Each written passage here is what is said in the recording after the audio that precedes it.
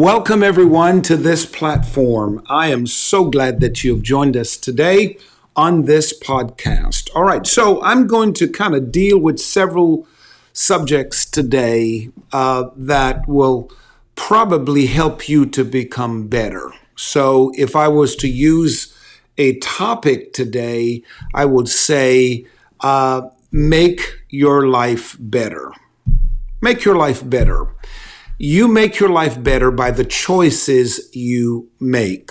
It is not based on what people do around you or people who you are close to, such as your spouse, your family, the person that you're dating.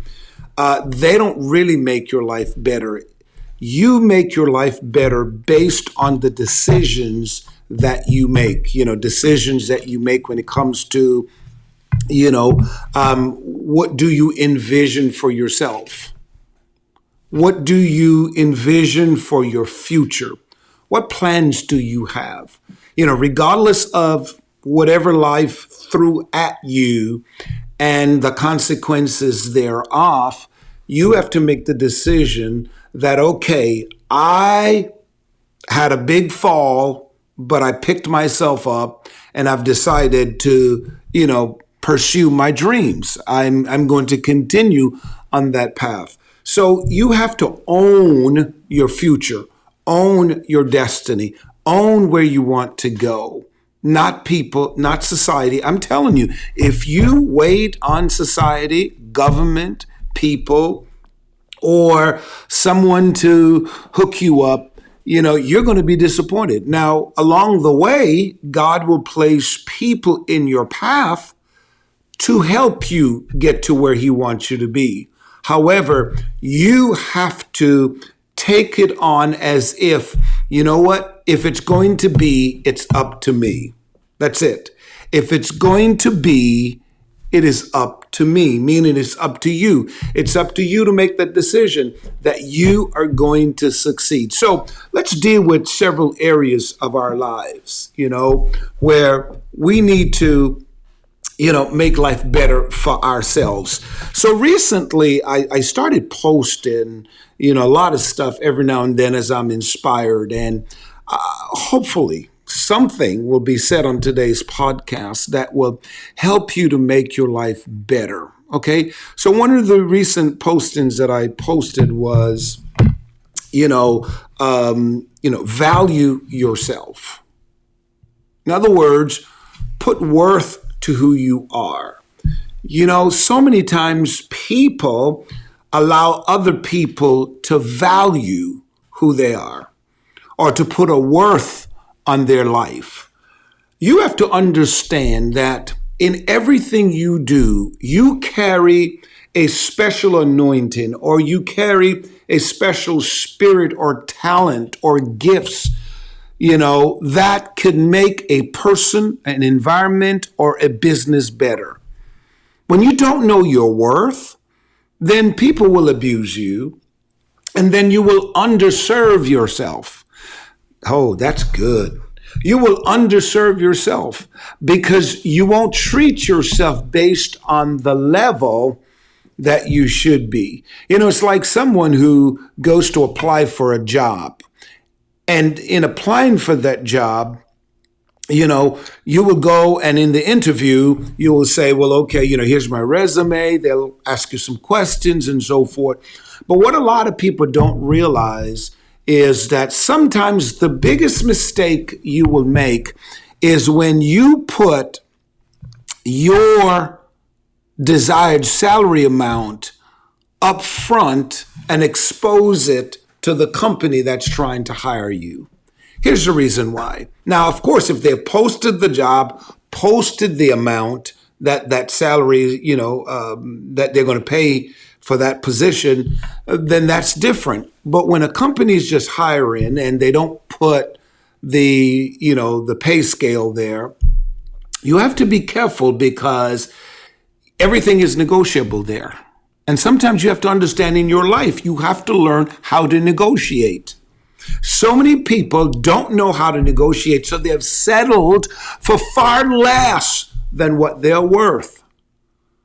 So instead of making their life better, they make it average, where they just settle for less. So when you're going into an interview, you want to make sure you let them ask you the question. Don't give away your cards. Let them ask you the questions.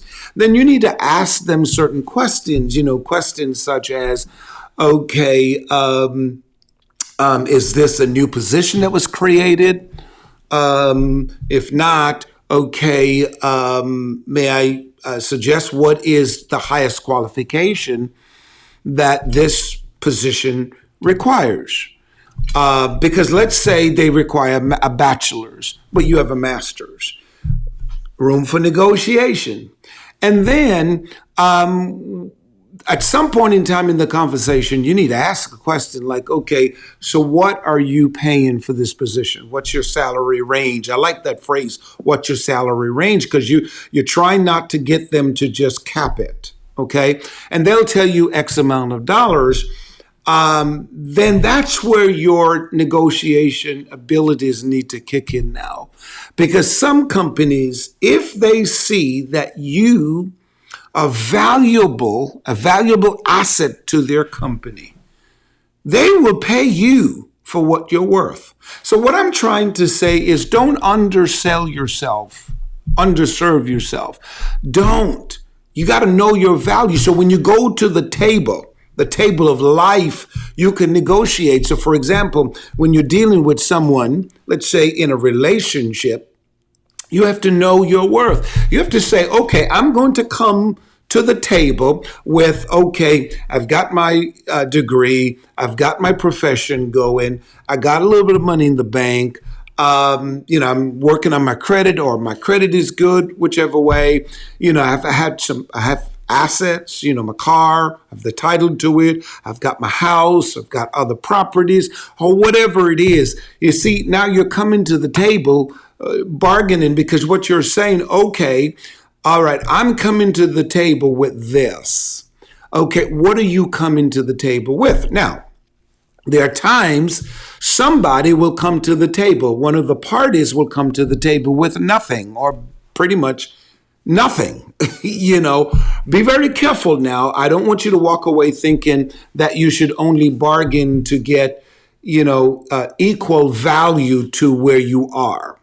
Because you have to understand this. Listen to this carefully. Just because somebody doesn't possess anything at this moment doesn't mean that they won't in the future.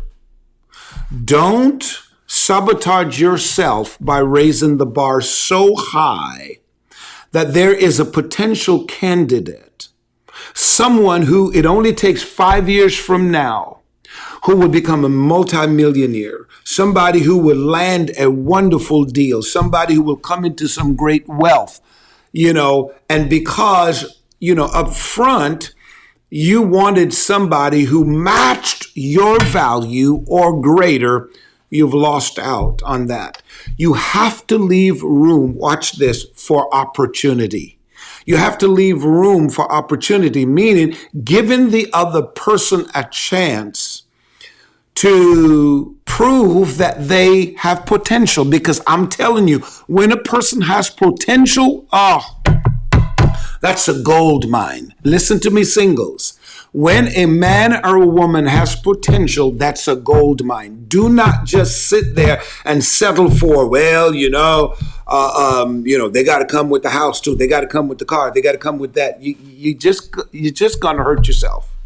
Okay. And I think one of the podcasts, I said it before, that some women are unreasonable. Yes, unreasonable, because here it is. They've raised the bar so high that they're saying, okay, you know what?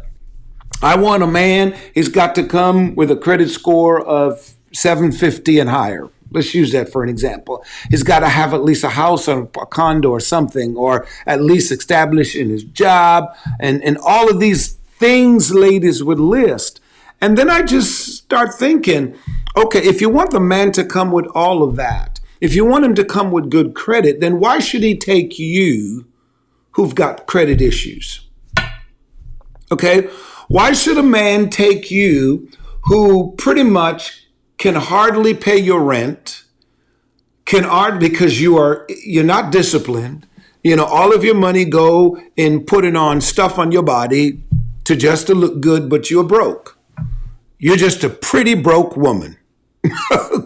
Why should a man take the risk to come to you when you've raised your bar so high? So my point is, I think it's very important for both parties, male and female, to understand that there has to be room for compromise.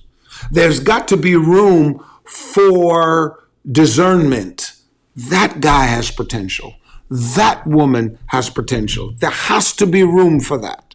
So I want you to understand, let me just go back to this, because I posted this recently, and I have to read it to you.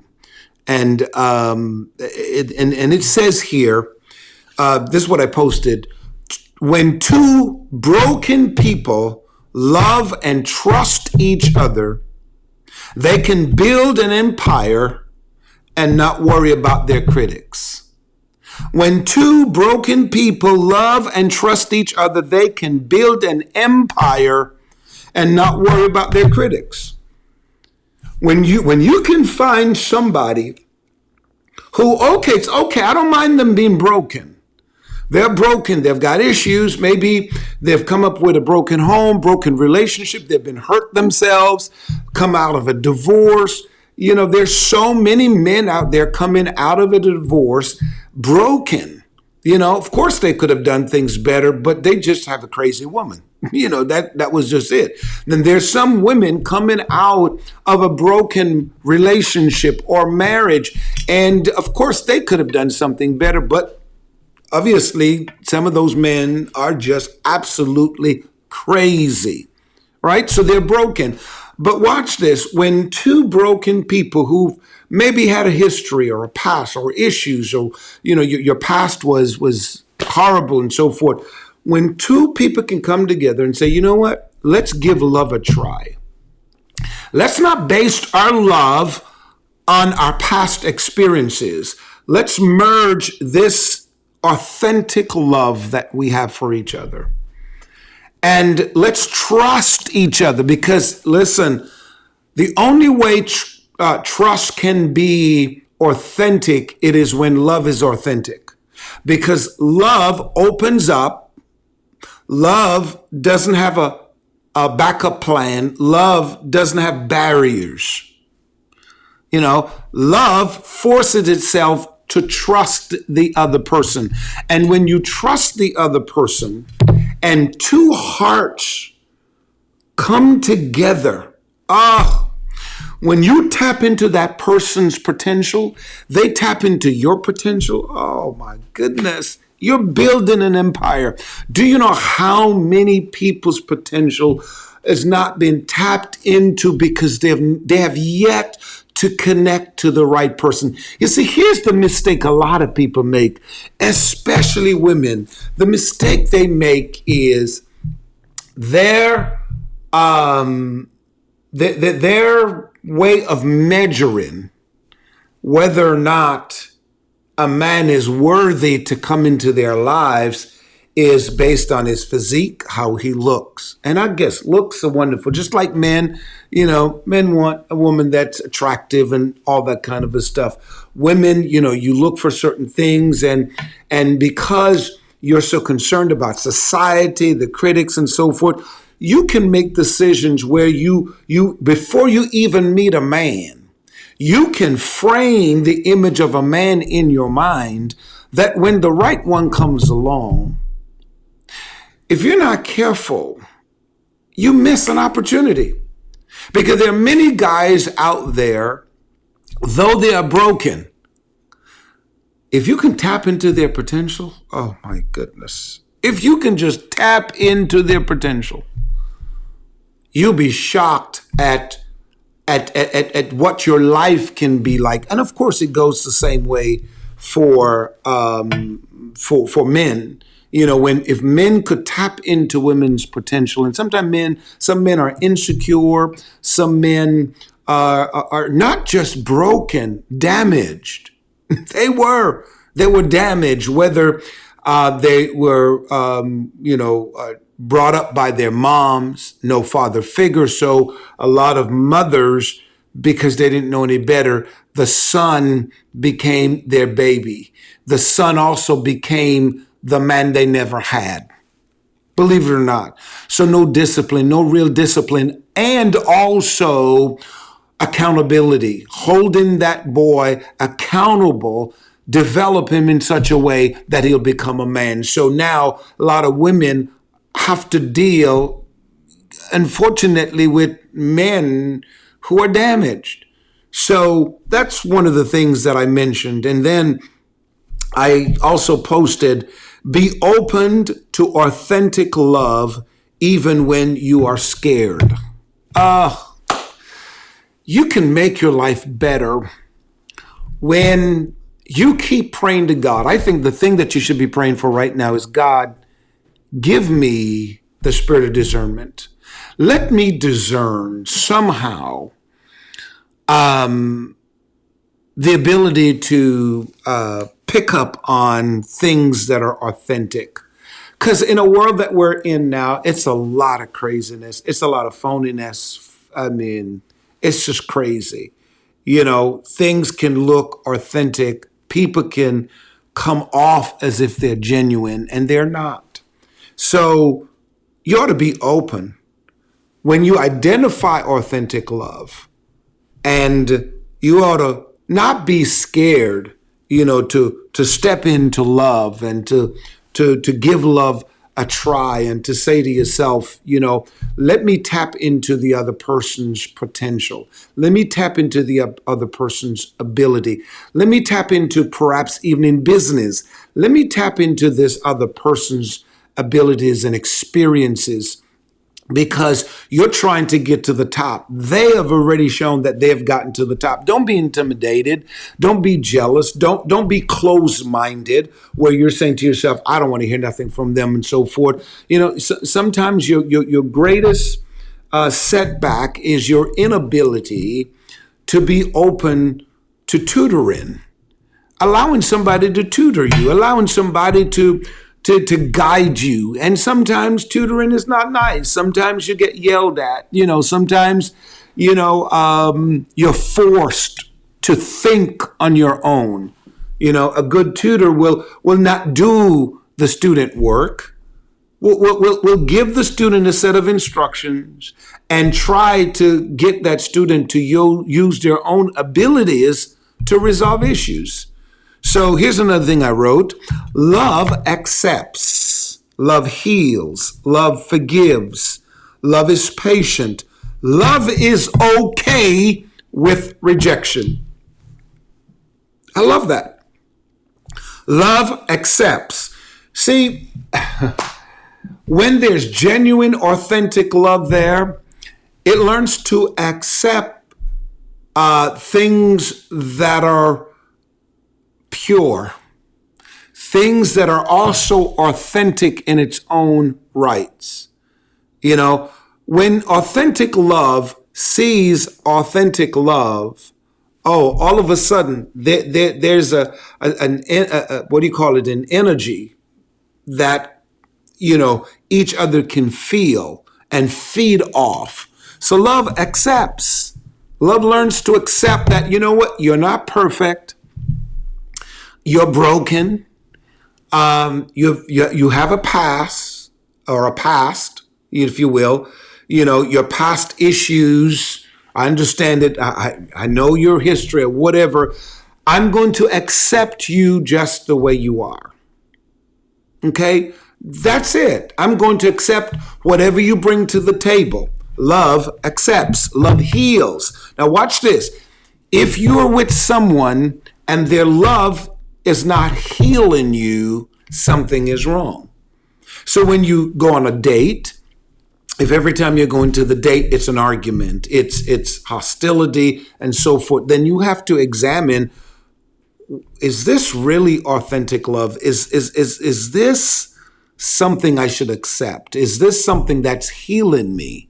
Right? You want to be in a marriage or dating someone that They're just healing you. Now, of course, you're going to have challenges and so forth. But what I'm talking about is when you leave their presence, you should be able to say, wow, man, I enjoy that person's company. A woman should come home to her man, and her man should be able to pick up on his woman, knowing when she had a stressful day, what are the right things to say to her? Not only that, how to touch her. If men could just study the special touch for a woman. And you see, what men need to understand, some women, it has to be sexual touch. If needs be, that's fine. But then the average woman, sometimes there's a special touch. There's the way you touch them, the way you talk to them, the eye contact that you make with them. For example, a woman had a very stressful day. She comes home and she's got kids to take care. She's got, homework to do, or probably you don't have kids or whatever it may be. She comes home. Yeah, you have a stressful day too, all that kind of a stuff. But you ought to know what turns your woman on, not sexually again. What turns your woman on? What makes her unwind? What makes her kind of just relax, right? So, words matter. So, your wife walks in, hey, babe, how was your day? And she's going to start, don't ever ask a woman, how's your day? She'll back it up from the time she left the house, and she will walk you through every minute of the day, right? One thing with women, they love a good listener. Do not ignore them. Acknowledge that you're listening. I don't care if they're just blabbing. Just acknowledge. So here's what you do. She starts saying a whole lot of stuff and so forth. Watch this. 2 ways to do it. You go behind that woman and you wrap your arms around her, either by her waist, her neck, and watch this. Listen to her. And sometimes just say the simple words. I got you, baby. Looked like it was a tough day, but you're home. You're home. You're safe. Is there anything I can do for you? Tell you what, babe, chill. Just chill for about half hour. Find stuff like that. Go in front of her sometime, eye contact, and rest your hands on her shoulders or, arms, and just simply say, it's going to be okay, babe. You're here now. And how can I serve you? Woo! Woo! How can I serve you? See, you change the tone. Love heals. Just by saying that brings emotional healing. When you see your woman is crying and getting hysterical, you don't yell at her. You don't scream at her. What's wrong with you? You crazy? No, you gotta have to find words to massage her, to make her feel that you are there for her. Simple things like that. Love forgives. Listen, both parties, male and female, we have to learn that if you keep carrying unforgiveness and keep remembering the past and keep talking about it, it gives no room for healing. You have to get to the place where you have to just say, I forgive, and I'm going to do my best to forget. Love is patient. So just because you did that last year, you did that yesterday, love is patient. I'm going to be patient with you. You might not have done it right, but I'm going to be patient that your personality would change. I'm going to be patient that, you'll get it right. Singles, I'm going to be patient that you'll come up to my level. Love is patient, and then love is okay with rejection. Sometimes we get rejected. Sometimes, you may put a pass on a woman that you like. You'd love to date her, and she'll ignore you. She'll, have no interest, and sometimes have no interest, honestly. Sometimes just give her space. Give her space. Because if it's your love, if it belongs to you, it'll come back to you, right? It'll come back to you. Not only that, sometimes it won't come back to you. Sometimes your authentic love is rejected. It's quite okay. Sometimes people later on will find out that, wow, missed opportunity. Even in marriage, sometimes people walk away from a marriage that if they had worked at it and both parties humbled themselves, wow, things would have worked. Some people in dating prospects, if they just open up, but they got, they reject a person, or they got rejected. So love is okay with rejection. When somebody rejects you, it's okay. It's okay. It's fine. Don't think it's the end of the world, that you're going to die, or, you're a bad person. No. Sometimes you just got to wait.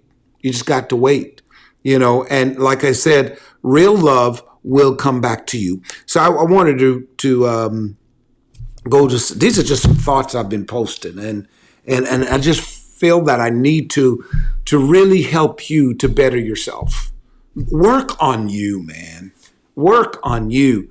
Stop trying to invite yourself into people's lives broken, not taking ownership of fixing you.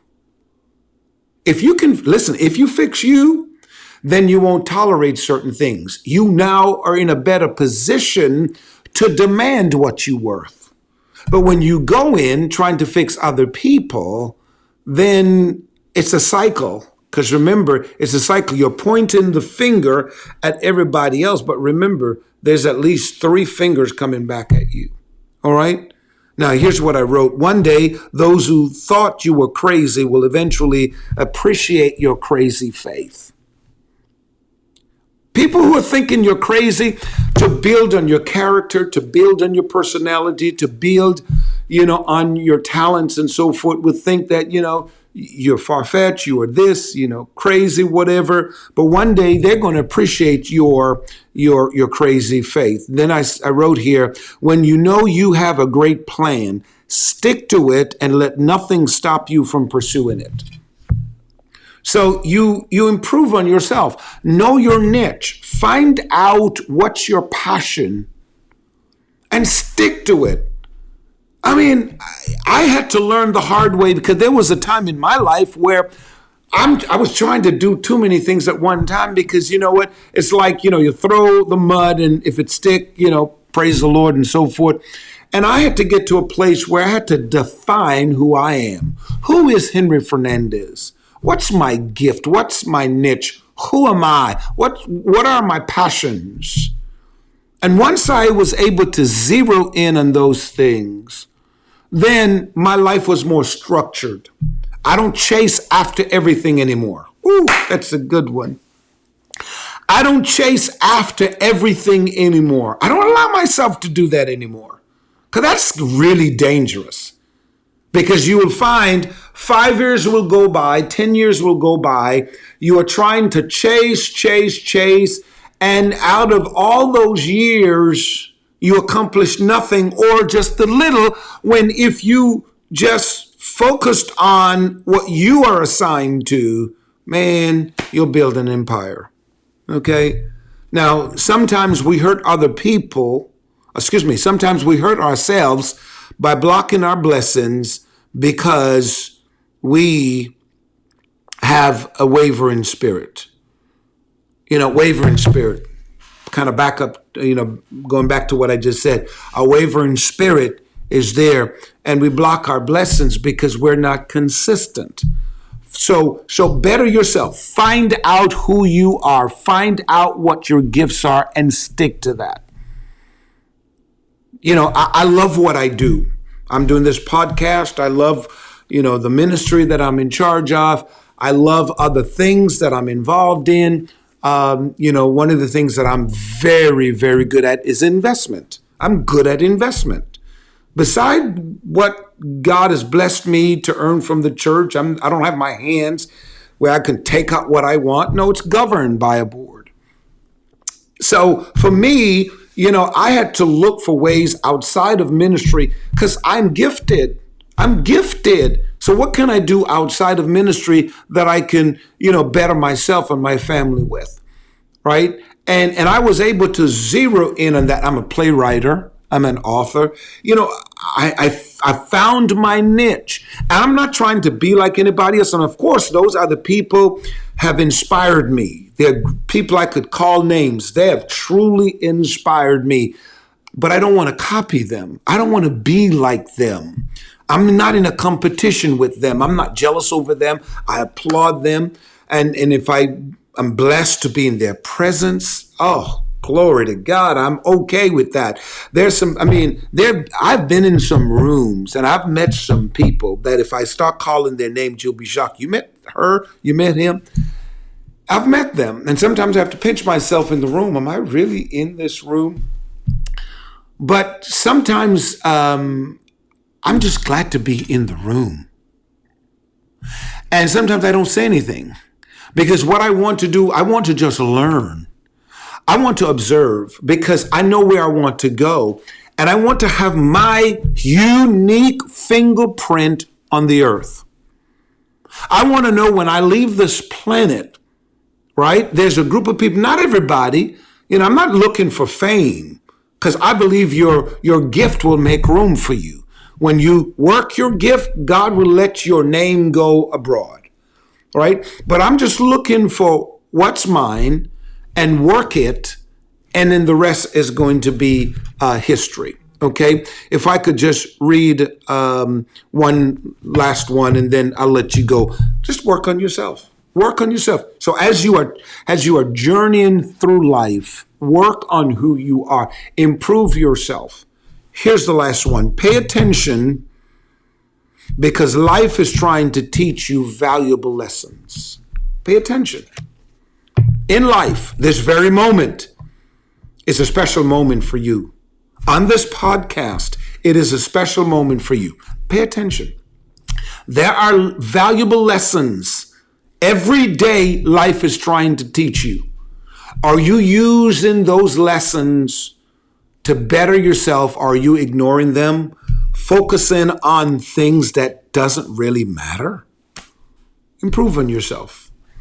Use every tool life presents to you, the good and the bad, and let it work together for your good. I've enjoyed my time with you. I just wanted to stimulate your mind and get your thinking going. I would love to hear from you. Just don't listen or watch this podcast and log off. I want you to just send a comment before you leave. Go put a comment right there as you're watching it, maybe on Spotify, Apple, YouTube. Maybe it's through my website, henryfernandez.org. Go on my Facebook page and say, man, the podcast was for me. I enjoyed it. Thanks again. I'll see you next time.